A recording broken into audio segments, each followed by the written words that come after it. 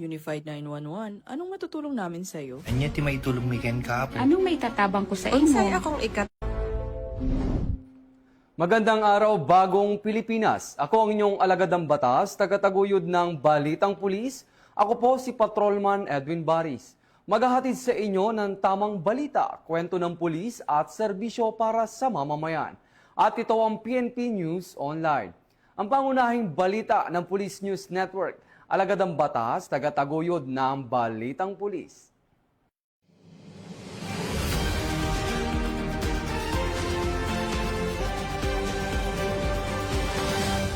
This is a moment of pride for Bukidnon. It is also a test of our professionalism. Let me be clear, our role is crucial.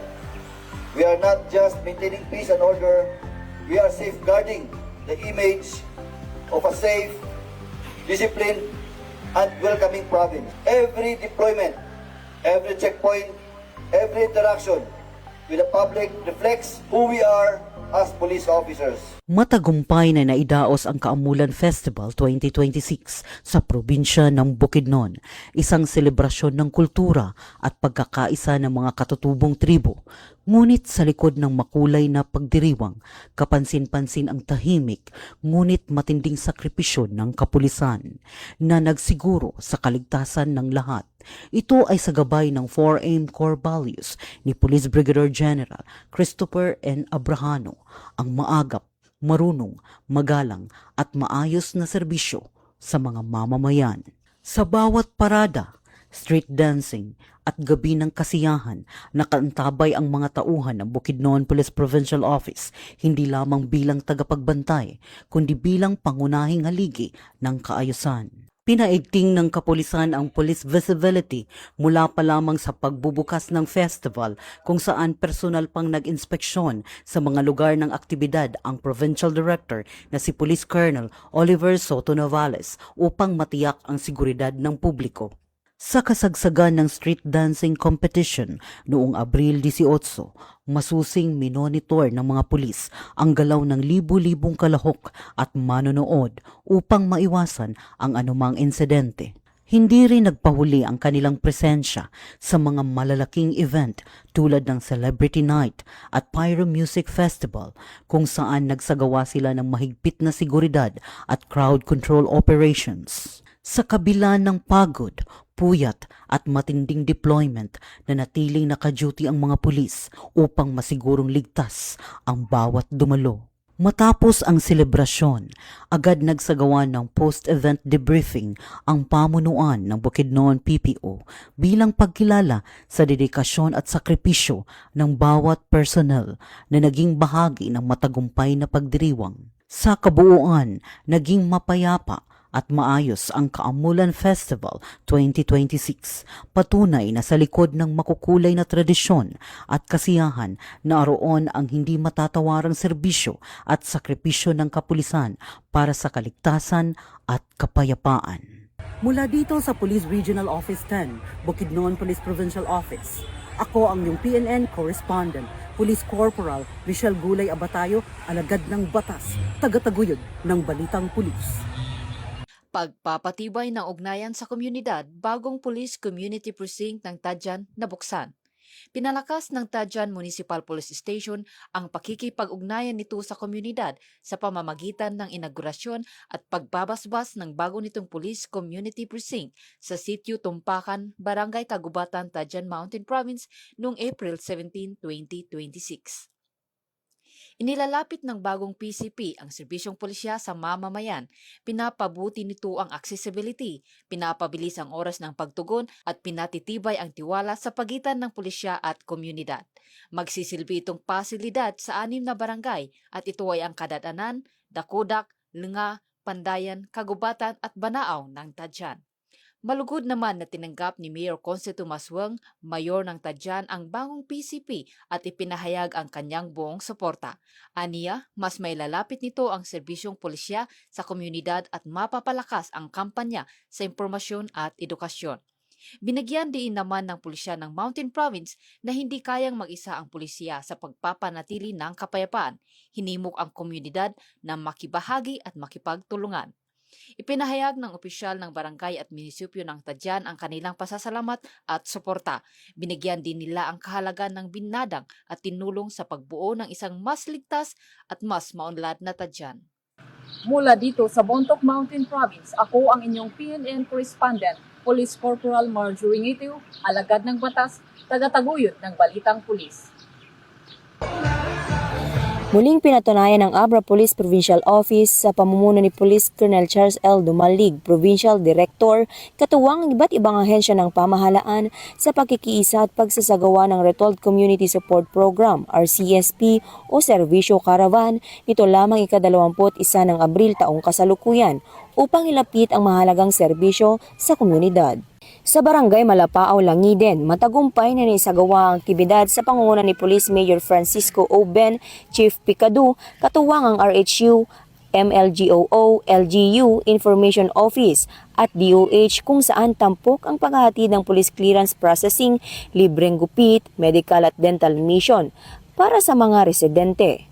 Binigyang diin ni Police Major Ben ang layunin ng RCSP na nagpapakita ng presensya at suporta ng iba't ibang ahensya ng pamahalaan sa ilalim ng Executive Order No. 70 o National Task Force to End Local Communist Armed Conflict, NTFL-CAC.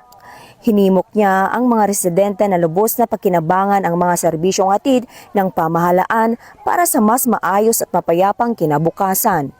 Samantala, matagumpay ding naisagawa ang RCSP Field Immersion sa Barangay Bulilising, Villaviciosa sa pangunguna ng 2nd Abra PMFC sa pamumuno ni Police Major Eventually M. Lozano, Deputy Force Commander, at sa ilalim ng pangangasiwa ni Police Lieutenant Colonel Egan P. Balyangan, Force Commander, sa pakikipagtulungan ng Picadu na kinatawanan ni PMSG Albi May A. Liad at iba pang ahensya na ihatid ang iba't ibang serbisyo kabilang ang libreng gupit na nagdulot ng kasiyahan sa mga residente.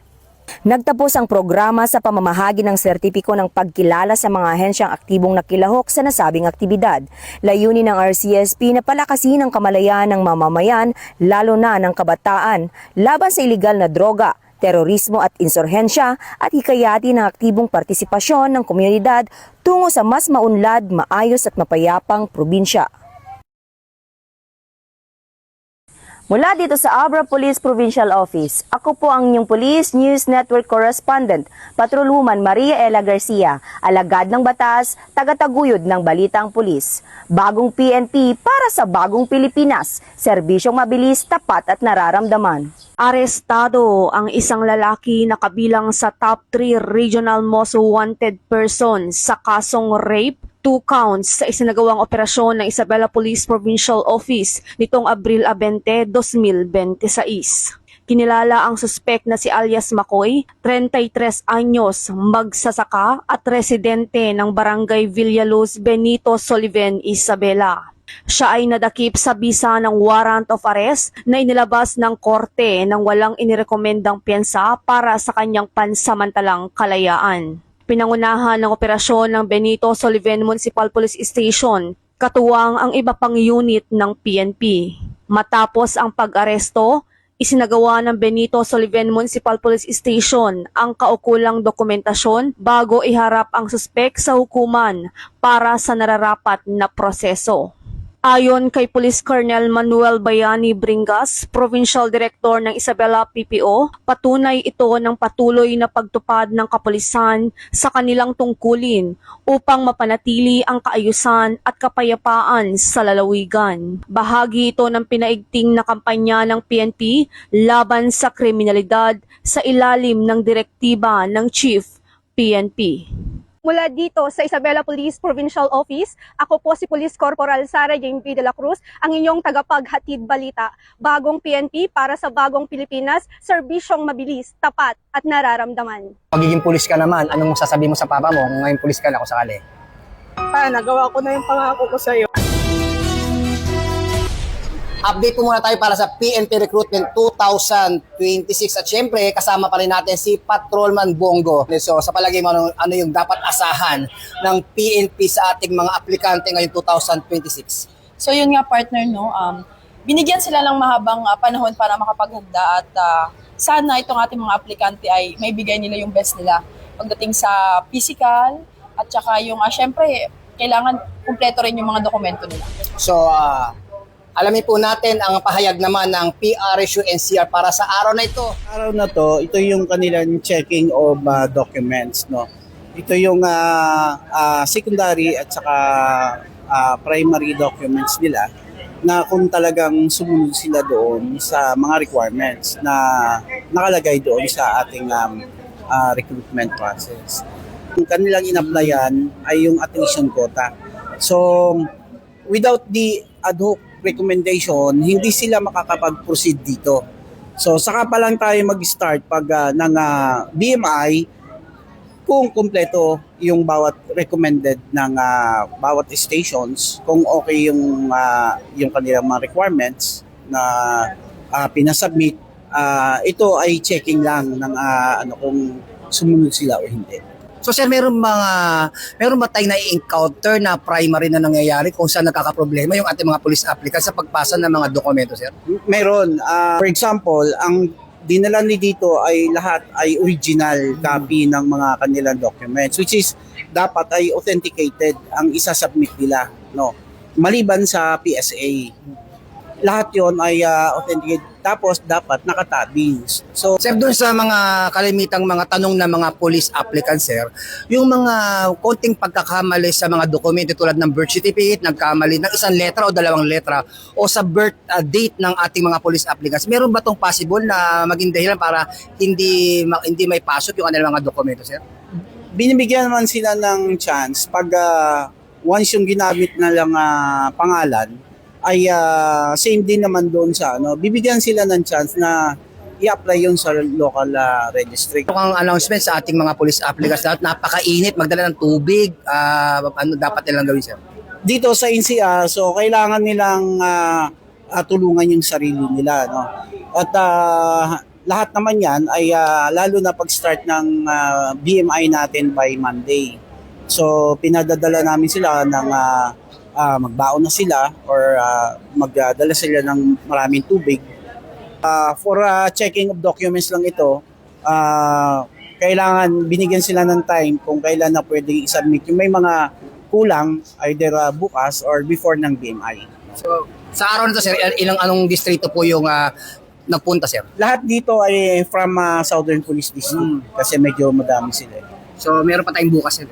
Meron. Every, for the whole week, ito yung ating gagawin. Start tayo ng BMI siguro next week na. No? Pag hindi matapos lahat, medyo magkakaroon ng adjustment. Mag-interview naman tayo ng mga police applicants kung bakit ba ito yung gusto nilang tahakin ang pumasok sa PNP. So, parang ikaw lang dati yan, partner, nang interview kita, di ba? Ano ba yung unang sabi mo noon, bakit gusto mong mapabilang sa hanay ng Philippine National Police? Siyempre, unang-una, ang pinakang goal ko talaga nun is, siyempre, yung paglilingkod sa bayan. Yan. Number 1 yun. So, hindi mahal sa buhay. Isa yun. Kasama na yun. Alam mo ba, partner, kapag sinabi mo na serbisyo publiko o public service, sabi nga ng ating NAPOLCOM representative na si Attorney Delgado, na kapag sila mong public service, kasama na doon yung buong pamilya. Kaibigan, mahal sa buhay. So ayon na rin sa ating NAPOLCOM commissioner na si Attorney Kalinisan, magkakaroon ng mahigpit na proseso ng recruitment. Yun, lalong-lalo na pagdating sa complete background investigation. Bakit gusto nilang maging police? Taga Western Bicutan, Taguig City. SM Bicutan, ang layo mo Yes. lang pala dito. So, anong dila ba't gusto maging police? Sir, unang-una pangarap ko po ito since nung bata pa lang ako. So, Gusto ko pong i-maintain yung public ng peace and order po sa... Okay, ikaw, pang-ilang apply mo na? Sir, good morning sir. Pang-apat na apply. Pang-apat na apply mo na? Opo sir. Ba't di ka pa sumuko? Simula ng 2023 po sir. 2023? Opo sir. Ba't di ka sumusuko? Pangarap ko po talagang maging police sir. Para rin po sa mga magulang ko at sa magiging pamilya ko So, sir. paano kung hindi ka maging police ngayon, mag-apply ka pa rin? Mag-a-apply pa rin po Ilan sir. taon ka na ba? 27 po sir. 27, sa bagay, 27 po nung naging police ako eh. So, kaya na. Yes, sir. School mo? Thank you po sir. Olivares College, Parañaque po sir. Okay, ikaw, taga saan ka? Sir, Taguig sir. Pang-ilang apply mo na? Pangatlo na sir. Pangatlo? Yes, O, sir. sa Taguig? Sa Western Bicutan sir. May tutulong mo sa PNP kung sakaling police ka na.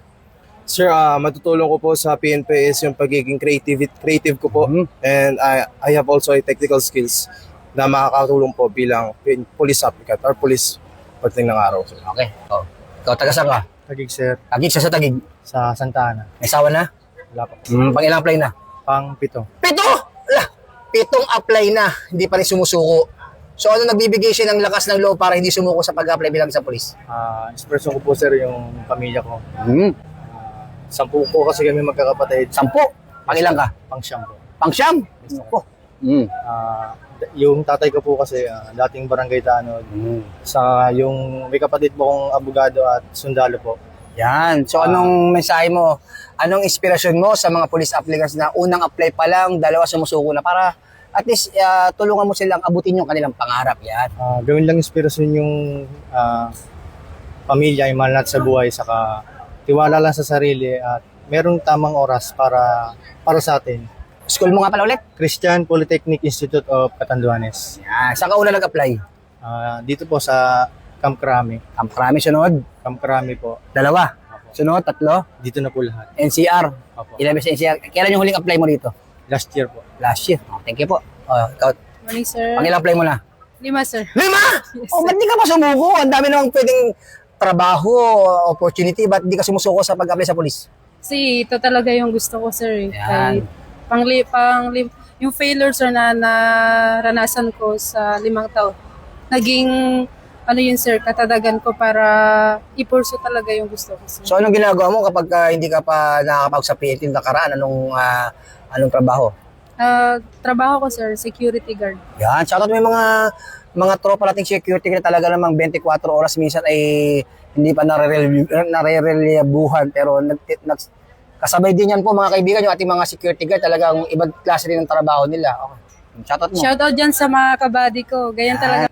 5'9"? Ayun, 5'9". Ano ibig sabihin? Nakikita ka rin sa ano ba ibig sabihin ng ka-5'9"? Station applicants. Makinig dito muna. Kabady, sir. St. Ferdinand College, sir. Pangmayaman Slide, sir. Anong course mo? B-Scrim, sir. Yan, ikaw anong course mo naman din? Bachelor of Public Administration, sir. So, meron ka bang naging ibang trabaho maliban sa pag-apply mo bilang pulis? Bago ako mag-apply, sir, nagpasok ako sa fast food po, sa Mang Inasal, tapos nag-restaurant ako. So, pag ilang apply mo na? Pang-3, sir, bali pang-4 kasi na 2024 regular, tapos 2025 attrition regular, tapos ngayon. Marami namang trabaho, bakit ito pang PNP ang gusto mong pili? Anong dahilan? Sir, ito talaga pinakapangarap ko eh. Tsaka pangako ko to kay papa ko bago namatay. So, anong maging ambag mo sa PNP kung sakaling magiging pulis ka? Maging mabuting public servant po, sir. Maging magandang good role model po sa mga mamamayan po natin. Kasi sabi... So, nasabi mo na namayapan na yung papa mo. Opo, sir. So, kung nasa harap mo si papa mo ngayon, anong sasabihin mo sa kanya? Ito na po yung simula ng pangarap ko. Kahit ilang ulit ilalaban ko to, kahit kalahating % lang yung persento na titira sa akin, nalaban ako. So, kung magiging pulis ka naman, anong sasabihin mo sa papa mo kung ngayon pulis ka na kung sakali? Nagawa ko na yung pangako ko sa'yo. Sa siya mong anak, ako yung nakapagtapos ng college, ako yung tutuloy ng pangarap ko. Yan, okay. Papakabait ka pag naging pulis ka? Yes, sir. Okay. Mula po dito sa NCRPO Camp Bagong Diwa, Bikutan, Taguig City at sa ngalan po ng aming Regional Director ng NCRPO, Police Major General Anthony Ebrin. At sa aming butihing Force Commander ng Regional Mobile Force Battalion ng NCRPO, Police Colonel Celso M. Rodriguez. Kami po ang inyong Police News Network Correspondent. Ako po, si Police Chief Master Sergeant Mauricio Bonilla Ruiz. At Patrol Woman Maria Danica Bacal Subungo. Alagad ng batas, tagataguyod ng Balitang Pulis. Lilingkod sa bawat Pilipino at magbibigay ng tamang impormasyon para sa tahimik at maayos na Pilipinas. Police News Network, alagad ng batas, tagapagtaguyod ng Balitang Pulis, sandigan ng mamamayan, patnubay ng katotohanan. Formal na ipinamahagi ng Police Regional Office 10 ang 5 bagong troop carriers sa iba't ibang unit sa rehiyon sa ginanap na blessing at turnover ceremony noong Abril 20, 2026 sa Camp Alagar, Lapasan, Cagayan de Oro City. Ang mga sasakyan na personal carrier Mitsubishi Triton ay may kabuuang halagang 10.75 million pesos at ipinagkaloob ng National Headquarters sa ilalim ng pondo para sa fiscal year 2024. Ipinamahagi ang unit sa Valencia City Police Station, Tourist Police Unit ng Camiguin, Cagayan de Oro City Police Office at Iligan City Police Office upang higit na mapalakas ang police visibility at response capability partikular sa mga tourist area at malalayong komunidad. Ayon kay Police Brigadier General Christopher N. Abrahano, makatutulong ang mga bagong sasakyan sa mas mabilis at epesyenteng pagtugon sa mga insidente, gayon din sa pagpapaigting ng patrol operations sa buong Northern Mindanao. Dagdag pa ng opisyal, inaasahang pangangalagaan at gagamitin ng wasto ng mga unit ang mga sasakyan upang higit na mapabuti ang serbisyo sa publiko at mapanatili ang kapayapaan at kaayusan sa rehiyon. Mula dito sa inyong higalang pulis, Regional Office 10 Public Information Office. Ako ang inyong PNN correspondent, Patrolwoman Jane Rose Bohol, alagad ng batas, tagataguyod ng Balitang Pulis. Matagumpay na naisagawa ng Police Regional Office 5 katuwang ang Technical Education and Skills Development Authority ang 18-day Bread and Pastry Production NC2 training para sa 25 benepisyaryo mula sa Barangay Hagnaan, San Jacinto, Masbate.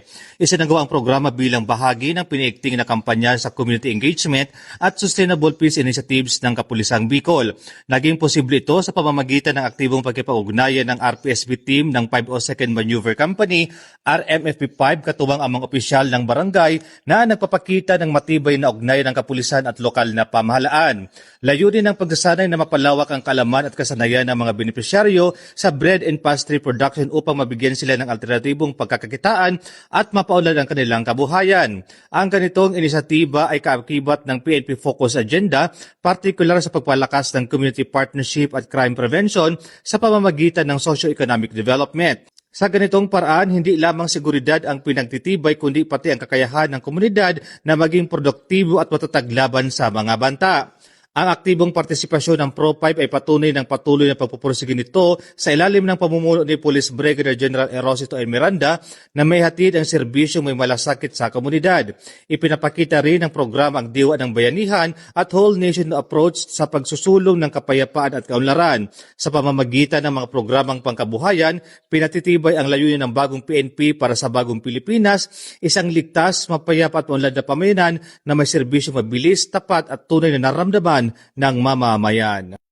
Wala dito sa Pro-5, ako po si Police Staff Sergeant Mark Colito Pilo Bendino Jr. nag-uulat para sa Police News Network at ito ang bagong PNP para sa bagong Pilipinas, serbisyong mabilis, tapat at nararamdaman. Arestado ang dalawang hinihinalang tulak ng ilegal na droga sa magkahiwalay na operasyon na isinagawa ng Chaong Municipal Police Station at Tayabas Component City Police Station bilang bahagi ng pinaigting na kampanya ng Quezon Police Provincial Office laban sa ilegal na droga. Ayon kay Quezon Police Provincial Office Director Police Colonel Romulo Albacea, nadakip sa Barangay Lusacan, Chaong ang sospek na si alias Doroy, 53 anyos, kung saan nakumpiska ang tinatayang 1.25 grams ng hinihinalang shabu na nagkakahalaga ng 25,500 pesos. Samantala sa Barangay Kamaysa, Tayabas City, naaresto rin si alias Macho, 45 anyos, kung saan narecover ang humigit kumulang 1.2 grams ng hinihinalang shabu na may halagang 24,280 pesos. Naharap ang dalawang sospek sa kasong paglabag sa Republic Act 9165 o Comprehensive Dangerous Drugs Act of 2002. Ang matagumpay na operasyon ay nakaangkla sa PNP Focus Agenda, partikular sa Enhanced Managing Police Operations at integrity monitoring na layong sugpuin ang ilegal na droga at panagutin ang mga sangkot dito. Ito ang bagong PNP para sa bagong Pilipinas. Serbisyong mabilis, tapat at nararamdaman.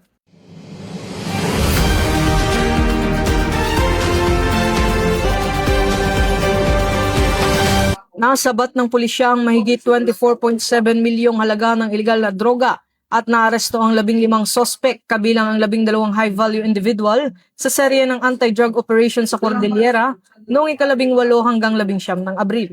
Sa Benguet, nadiskubre ang 11 marijuana plantation sites kung saan winasak ang libu-libong tanim na marijuana.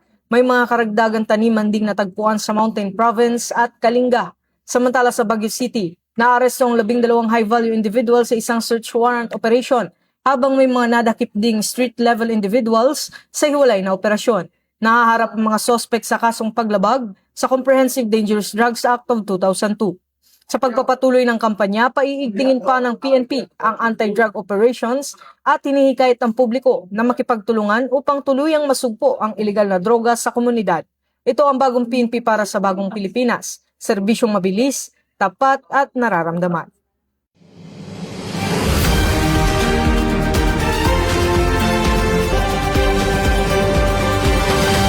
Walang puwang sa Philippine National Police ang hazing, pang-aabuso at paglabag sa karapatang pantao.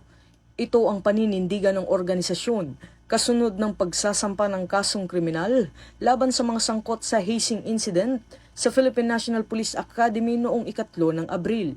Binigyang diin ni PNP Chief Police General Jose Melencio Nartatas Jr. na sino mang lalabag sa batas ay papanagutin ng walang sinasanto. Aniya, malinaw itong patunay na seryoso ang PNP sa pagpapatupad ng disiplina, pananagutan at paggalang sa dignidad ng bawat isa sa loob ng hanay ng kapulisan. Kaugnay nito, isinampa ng Criminal Investigation and Detection Group o CIDG noong 20 ng Abril ang reklamo sa Office of the Provincial Prosecutor sa Imus, Cavite para sa paglabag sa Republic Act No. 11053 o ang Anti-Hazing Act of 2018. Kasabay nito, iniutos din ang patuloy na pagpapalakas ng enforcement, supervision, at accountability mechanisms upang agad na matugunan ang paglabag at mapigilan ang kahalintulad na insidente. Ito ang bagong PNP para sa bagong Pilipinas, serbisyong mabilis, tapat, at nararamdaman.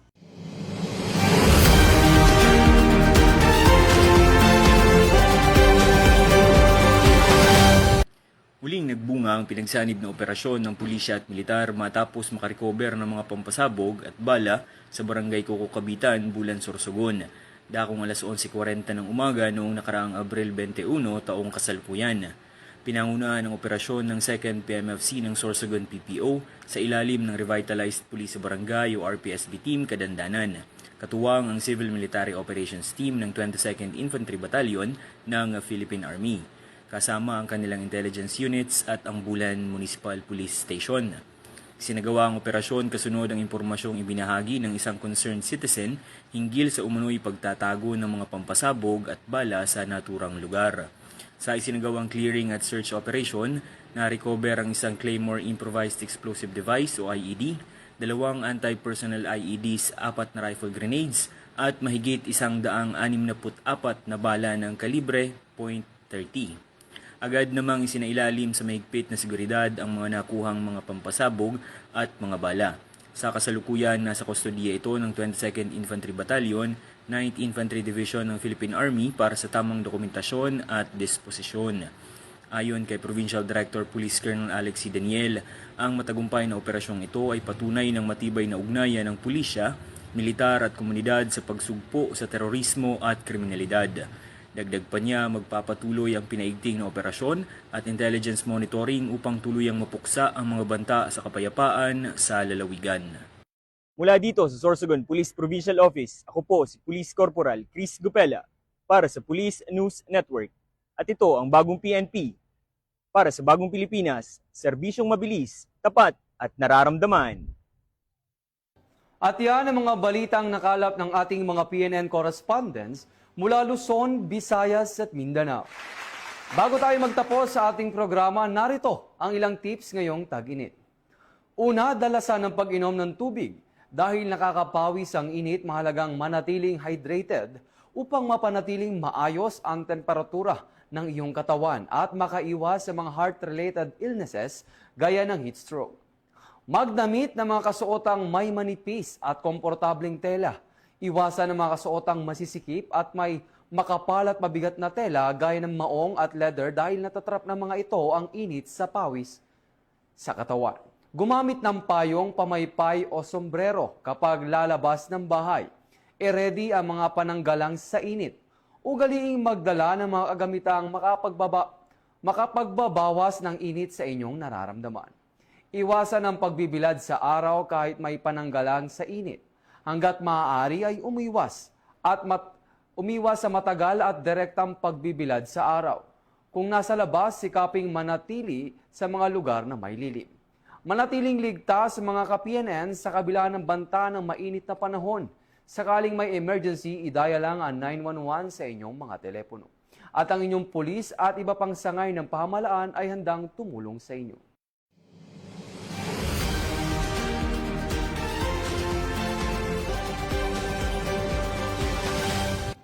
Para sa mas malawak at mabilis na ulat ng mga balita, huwag kalimutang mag-like, follow and share sa aming official social media accounts ng Police News Network. Tutok lang sa aming YouTube channel para sa mga live stream at replays. At i-follow kami sa X account para sa mga real-time updates at Facebook account ng Police News Network. Manatiling mapagmatyag at laging alamin ang totoo. Sa ngalan ng pamunuan ng Philippine National Police, sa pangunguna ni Chief PNP Police General Jose Melencio Nartates Jr. at sa pamumuno ni President Ferdinand Bongbong Marcos Jr., kami ay maglilingkod sa bawat Pilipino at magbibigay ng tama at balanseng balita. Mula rito sa tanggapan ng tagapag-ugnay ng Pambansang Pulisya, kami ang inyong alagadang batas, tagataguyod ng Balitang Pulis. Ako ang inyong tagapag-ugnay, Patrolman Edwin Baris. Maghahatid ng tamang balita, kwento ng pulis at serbisyo para sa mamamayan. At ito ang PNP News Online. At ito ang bagong PNP para sa bagong Pilipinas. Serbisyong mabilis, tapat at nararamdaman.